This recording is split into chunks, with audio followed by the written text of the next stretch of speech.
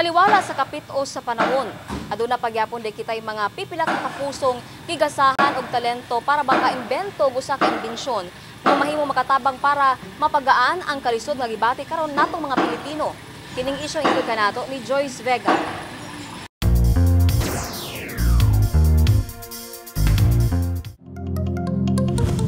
Sa modernong panahon, daghan na kita og masinati ng mga kalamidad.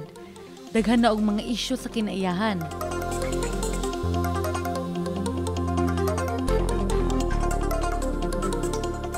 Lakip na pud sa enerhiya.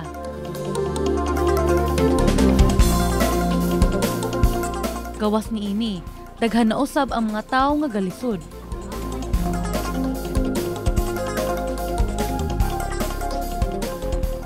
Daghang mga problema ang gaatubangon sa atong kalibutan karon. Sa kadaghan niini, wala na kita kabalo kung unsa ang unahon.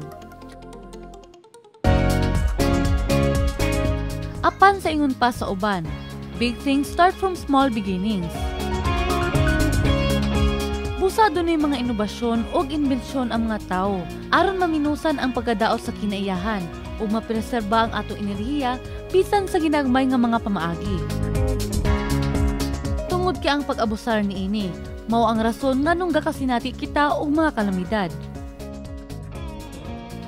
Usa si Eliac Diaz sa mga tawo nga gaadbokasiya sa pagpangita og mga alternatibong mga pamaagi aron makatabang sa kinaiyahan, makahatag og trabaho, makatabang sa mga Pilipino sa simple nga pamaagi.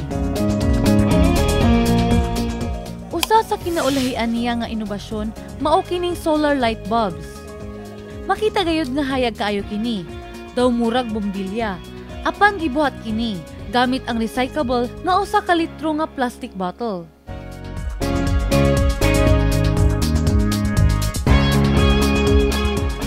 Gitawag kini nga isang litrong liwanag project.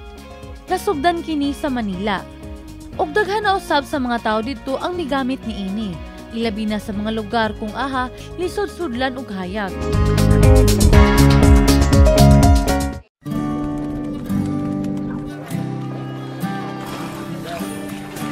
Itong lugar namin, Sitio Maligaya 2, San Vicente, San Pedro, Laguna. Siyempre, alam mo naman, ganitong lugar, squatter area, tabing release, dikit-dikit ang bahay. Madilim talaga rito sa lugar ko na to. Wala kami dito sa loob, lagi kami sa labas. Nadadapa kasi madilim, yung dadaan mo, hindi mo alam, may nakaharang. Tutulog na lang ako, wala ilaw eh. Ang tawag nila sa akin dito si Mang Dimi Solar. Napaliwanag ko yung mga bahay nila magdilim. Bubutas ka ng yero, lalagay mo yung bote, lagyan mo siya ng sealant, bago lagyan mo siya ng tubig na mineral, lalagyan ng sunrocks. Bago kabit mo sa bahay, lagyan sealant mo para hindi tumulo. Ganyan lang kasimple yun.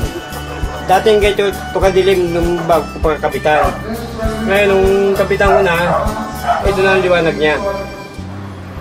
Yan ang liwanag. Pumili po ako kasi bote lang, tubig. Maliwanag na yung bahay mo. Bumaba yung ano ko, binayaran ko ngayon. Simula rin makabitan ako dito. At saka itong solar bottle bulb na to, hindi mainit. Dahil sa buti na yan, sa solar na buti na yan, gumanda ang araw namin. Ang nalagyan na namin ito ay bali 643. Gusto nga namin tuloy-tuloy para marami nga matulungan mga tao rin na yung maliwanagan mga bahay nilang madidilim. Parang katulad na rin ng bumbilya. Dati natin nakakalimutan at pakinabangan na ngayon.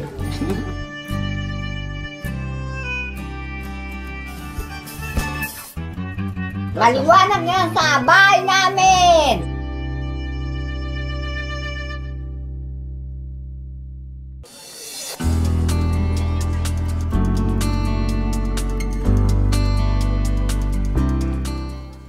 Tumong niini nga proyekto ang mahatagan og kahayag ang mga pamilya sa daghang mga parte sa atong nasod.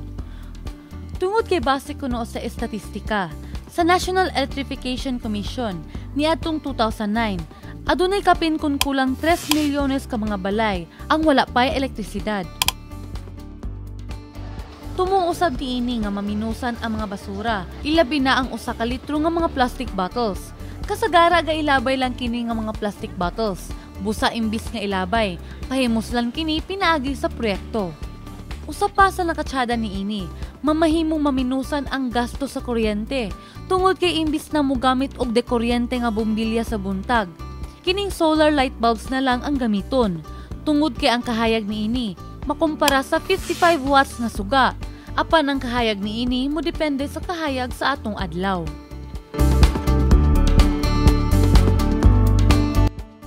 Niadtong miaging semana mianhi si Ilyak Diaz dinhi sa Dakbayan ug iya kini gipaila sa mga tawo sa Barangay Lapasan. Pero napakalaki na naging benefit nun. Nagkaroon nga sila ng libreng ilaw during the day. Higit pa nun is yung tipid nila kasi karamihan ng ginagastos ng yung mga low-income families yung kuryente. No? So, halos 40% ang tinipid nila. So, halos 250 pesos per solar bulb ang natipid. Daghan og mga inobasyon og imbensyon para makatabang sa pagpreserba sa enerhiya, sama sa solar panels ug windmills. Apan kini mahal kaayo. Ang nakatsada sa proyekto, mao nga gibuhat kini alang gayud sa mga nanginahanglan. Bakit tayo magsasayang ng ilaw sa umaga pag yun nga na pwede natin gamitin sa iba't ibang paraan? Kung pwede natin bigyan ng tamang technology, lalo na yung mga low income areas, pero hindi rin valid kasi pati sa bahay ko, linagyan ko dun sa garahe. No? Yung pera na yun, pwede ba natin gamitin sa mas magandang paraan? Sa edukasyon, sa nutrisyon, at ibang mga bagay, kunyari sa mga sari-sari store para sa inventory, imbis na gamitin sa elektrisidad.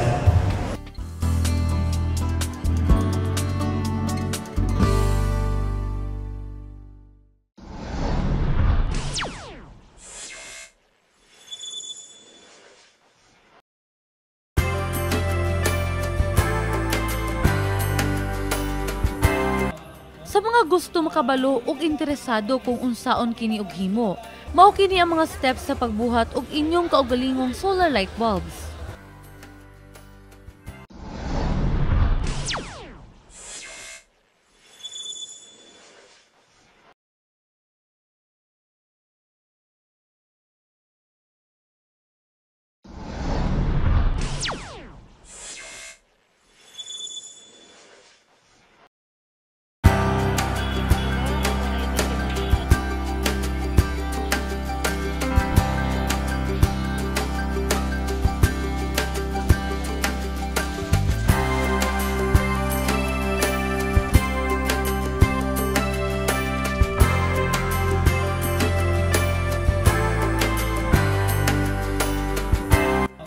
Sa mga gusto makabalo ug interesado kung unsaon kini og himo, mao kini ang mga steps sa pagbuhat og inyong kaugalingong solar light bulbs.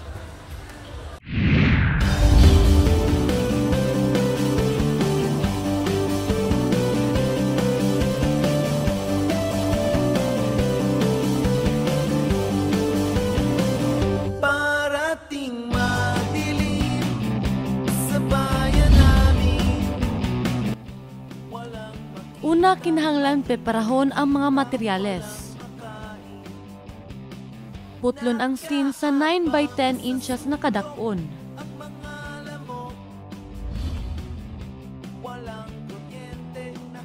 Pangagan kini palingin.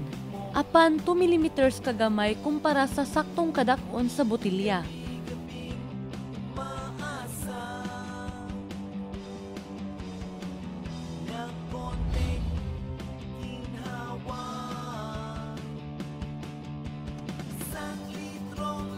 Ang sobra nga 2 mm, pilo-piloon pataas sama sa anaa sa video. Kiskisa ng ibabaw sa plastic bottle kung ahabutangan og sealant aron mas mopilit kini og dili-dali matanggal.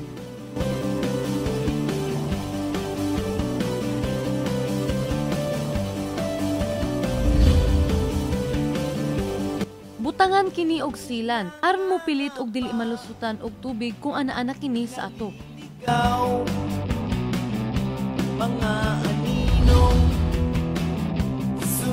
Butangan ng botilya og 10 ml nga bleach o Clorox ug punon kini og tubig. Parang ulan natitisod, sumasalat, nagkakalat. Bangagan ng atop sama sa kadako sa botilya.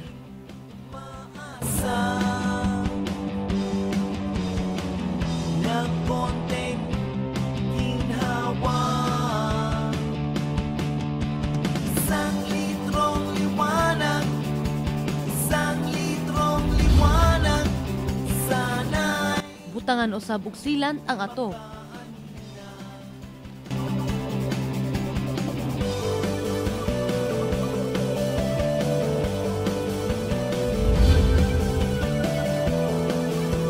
Aron mas masiguro nga mopilit kini, butangan pa og dugang na sealant. gabi-gabing umaasa ng konting Butangan usab og dugang nga proteksyon ang taklob aron dili kini muliki sa kainit. Ug mao kato ang mga simple nga steps aron makahimo og kaugalingon ninyo nga solar light bulb.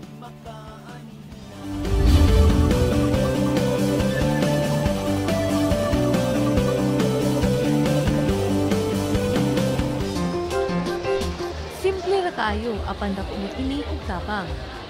Sa ingon pa ni Kapitan Omar Labuntog, suportado niya kini nga proyekto. Anything makabenepisyo sa atong mga kabos nga kaigsuonan sa barangay, Barangay Lapasan would be willing to partner with the private or any NGOs sa ilang mga proyekto. We made an IEC or Information and Education campaign para sa paggamit sa isang litrong liwanag nga proyekto dito sa barangay. Atong ipatawag ang atong mga situ leaders, ang atong mga barangay employees para makita nila sa pagdemo ang usaon paghimo o gamit ang bumbilya sa isang litrong liwanag. Sayon pa niya, positibo ang nakita niya nga reaksyon sa mga tao sa Lapasan. Very, very positive. Very enthusiastic sila. And I think on their own, they are replicating this sa ilang mga kabarangayan, kailang mga lugar.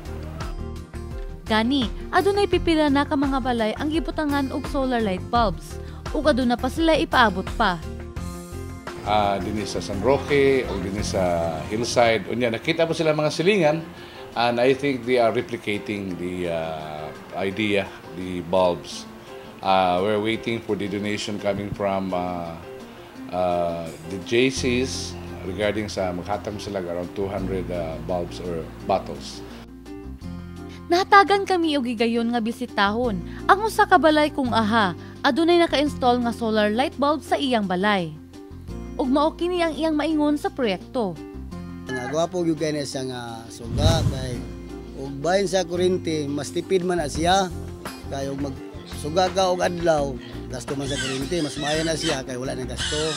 Katangnaw ko maayo man gyud nya ang amo sa mga silingan gusto pud magbabutang iko niya na nato butangan kung mo gwapo ba gini siya siga nga gwapo man ingon ang tag mga silingan na mo nga butangan na lang nato. Sunod semana siguro murag butangan na namo ila. Pasalamat gani ko nga naani siya. Dako kay katabang yun. Sa karon padayon pa sila og kolekta og mga donasyon ilabi na sa mga botilya. Busa aduna usab sila paabuton nga usa ka event kung aha ang mga proceeds niini mupaingon sa isang litrong liwanag project. Sa umaabot adunay pila ka gatos nga mga solar light bulbs ang ibutang sa mga balay dinhi sa Dakbayan. Og tumong nila nga sa tuig 2012 aduna nay 1 ka milyon ka mga balay ang ilang mabutangan sa tibuok nasod.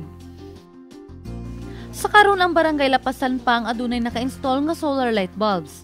Busag giaghat usab ni Kapitan Labuntog ang uban pang mga barangay ug ubang dapit na suportahan usab kini nga proyekto aron makatabang sa katawhan. I would like to invite all barangay captains or mga lumulupyo sa atong barangay labi na itong di maka-afford og elektrisidad. Mayunta nga ang isang litrong liwanag inyo pong dadon sa inyong mga kabaranggayan. Alang sa dugang impormasyon sa maong proyekto, bisita lang sa website na naka-flash sa inyong TV screen. Ako si Joyce Vega alang sa Issue Karon, Northern Mindanao.